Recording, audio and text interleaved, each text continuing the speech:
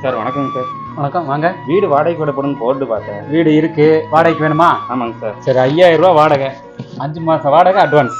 Sir நான் ரொம்ப கஷ்டப்படுறவங்க, கொஞ்சம் குறைச்சிக்கலாமே. தம்பி, அது ராசியான வீடு, உங்க கஷ்டம்ல கொஞ்ச நாள்ல தீந்துரு, சரிங்களா? அப்படிங்களா?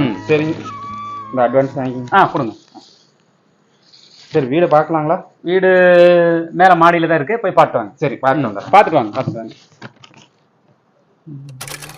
சார் வீடெல்லாம் பார்த்துட்டேங்க சார். வீடெல்லாம் சூப்பரா இருக்குங்க சார். நல்லா இருக்கா? நல்லா இருக்குங்க sir. Very good, very good. ஆனா அந்த ஃபேன் மட்டும் பழசா இருக்கு, அதை மட்டும் மாத்திக்கிட்டுங்களா?